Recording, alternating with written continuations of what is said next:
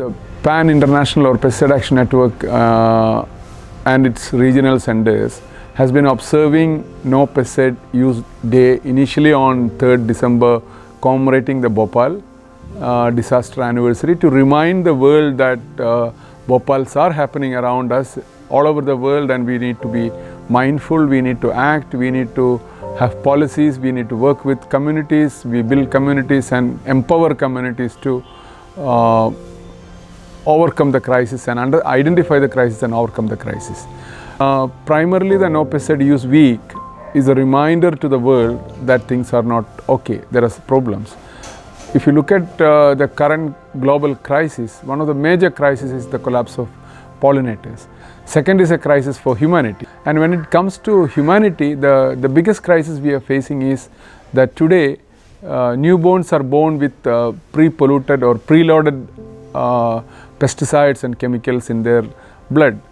It is a bit worrying, and it is a really kind of a scary scenario that there is pesticides and other chemicals identified from the umbilical cord blood. And in a human society, the most respected and the sacred human connection is the umbilical cord connection. And if that has pollutants in that, and between the mother and the baby in the womb, the pesticides or chemicals trespass the barriers and reach the womb or the embryo, is one of the biggest challenges we are facing today, and that has resulted in a variety of human issues.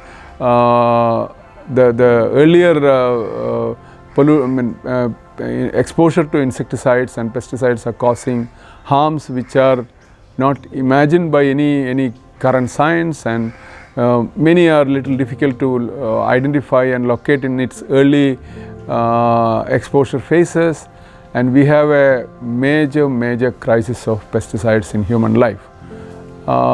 Earlier, mostly the pesticides post Second World War has been used in the agriculture sector, but today we are afraid that there is pesticides trespassing into every aspect. Whether think about the lice control shampoos or the mosquito control convenient different gadgets you get for saving the home, to paints at home, to all the home care or products or stationaries or TVs and mobile phones, whatnot. So we are in a pesticide-laden world, and we really need to get out of it. Tunnel also tried to spread its awareness programs on No Pesticide Use Week. We had programs with social media program postings and engagements and conversations on harmful effects of pesticides. We also did a session with the LBS Engineering College.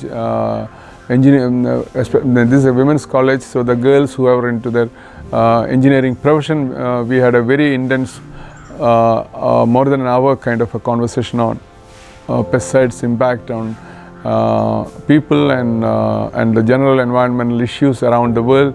So we were quite happy to see that it was well received by the students, and they are keen to engage further and move forward. And we are hoping that the No Pesticide Use Week will slowly spread into a no pesticide conversation every day in 2022.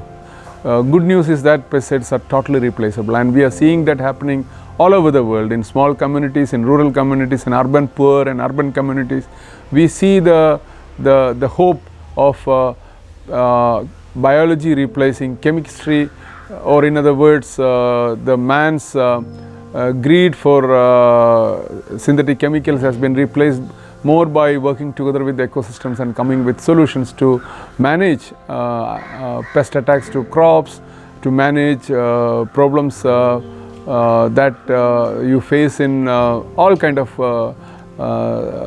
human endeavors and activities in our society. So that is a good news, and that is one of the reasons why every year we have this 1 week reminding the world and reminding each of us that pesticides are damaging our lives, and we really need to act. And this is a day for call of action, and For me, I have been traveling with the No Pesticides Day right from 1999, and it is a great moment we are seeing when I look back in 2021 to the last more than 20 years. We see that there is hope.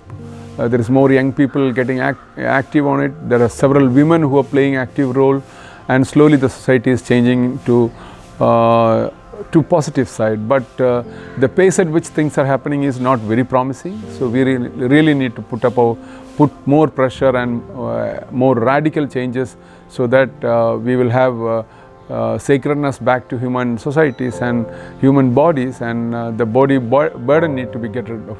And again, the good news is that many of us, like people like me with 60 years, it may be difficult to detox, but a newborn child, if we choose, we can give him a toxic-free world, and that is the choice of each of us. And I think humanity has a big responsibility in giving a toxic-free world to the newborn child, and it is not a negotiable opportunity. It is a right of the child to be in a toxic-free society.